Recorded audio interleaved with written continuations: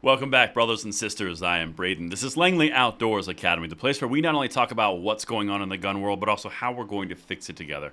And the content that I'm going to show you tonight is going to make you smile ear to ear because I know how much you guys love a good backfire, especially when the gun controllers do it to themselves.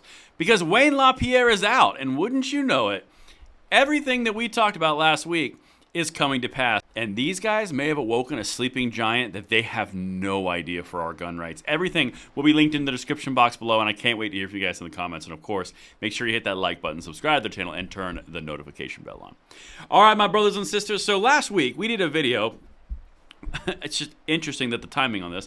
We did a video about how the leftist AG of New York was going to remove Wayne LaPierre, give all the money back to the NRA, and the NRA still got to maintain its organization in New York State. That was the backfire then. And the whole idea of the video was, if they can get Wayne LaPierre out, who is the problem, and the executive board, that would be more beneficial for gun rights and be more effective than we could do from the inside, right? That was the whole idea. Well, Mr. Wayne is out, and wouldn't you know it, the gun controllers are the ones that were the catalyst, even though they're saying something different. Check this out. I'm sure you guys know who this is. This is Attorney General of New York, Letitia James. You know, the political animal who's gone after the NRA and gone after Trump, almost anybody on the right side of the spectrum. It's kind of weird. Anyway, I'm sure it's coincidental. But here's the news story that we covered last week.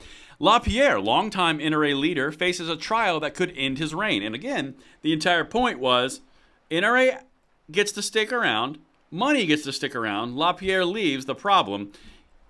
Go on, right? That was the big joke. Even me and Tim talked about it. Well, this is from last week's article. Miss James originally sought to shut down the NRA entirely, as one of her predecessors succeeded with doing a Trump Foundation. That step was rejected in 2022. So the NRA is still intact, except the interesting part about this little nougat which happened today. Wayne LaPierre resides as NRA chief. Longtime National Rifle Association Chief Wayne LaPierre announced his resignation on Friday. LaPierre, aged 74, attributed health concerns as the driving force behind his decision to step down. The resignation is set to become effective January 31. Really, health concerns. Okay, we'll let you have it. Let's just say it was health concerns. Health concerns. Yeah, the AG of New York just prompted him to retire because of health concerns. Do they understand what just happened? Do you guys understand what just happened? They just took the problem of the NRA out through pressure or directly or through health problems. The NRA now is in the position to have a comeback story and say, old leadership was failing us. We've got new leadership now. We can do all these great things. Come on back and join the party of gun rights. So effectively, if that were to happen, you've got the gun world who prior was only NRA really. There were some other groups, but mainly the NRA. They lost market share to other groups like FPC, GOA, SAF, and now you got the NRA potentially coming back with new leadership. Guys, we've got a much more powerful ecosystem. You try to kill us, we're like a hydra. We just keep coming back because America and Second Amendment rights will go on to the next generation, I promise. But the entire point here, this all happened because of the overzealous ambition of the AG in New York, causing health concerns for Wayne LaPierre. Okay, let's keep going. This is, man, I love a backfire.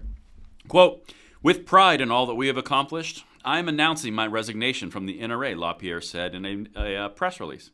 I've been a card-carrying member of this organization most of my adult life, and on the payroll, by the way, and I will never stop supporting the NRA in its fight to defend Second Amendment freedom. Well, now you're going to do it a little poorer. Let's just face it. He was a bit of the problem. And by bit of the problem, I mean most of the problem. And by most of the problem, I mean all the problem. So if you've got him out of the way now, and you have a chance for new leadership in the nation's oldest civil rights organization, you got a U-turn and a comeback story. Anyone else seeing the writing on the wall on this one? The resignation is set to become effective Jan 31. Andrew A., the NRA's executive and head of general operations, will assume the role of interim CEO and executive vice president of the NRA. Now, this is what I'm going to say about this. This is not rah-rah go NRA. This is hopeful to turn around a behemoth that can literally really turn some influence. But there is also a chance that they could do the same old business because the executive board chooses the new leader. It's completely possible. Again, this is not rah-rah NRA. I'm focusing on the potential backfire setup that the Attorney General, Letitia James, just set us up for.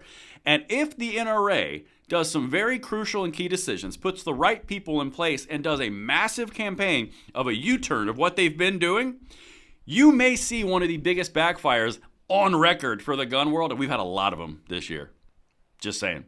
But anyway, here's what happens in the resignation in the wake of the civil trial. Because, again, they were aiming at the executive board and the executives, not the NRA itself. The revelation coincides with LaPierre's impending trial and corruption case initiated by Democratic New York Attorney General Letitia James, political animal weaponizing the DOJ. Anyway, prior to assuming the role of the state's Attorney General, James has pledged to confront the NRA, denouncing the NRA as a terrorist organization. Yeah, sounds very impartial, doesn't it?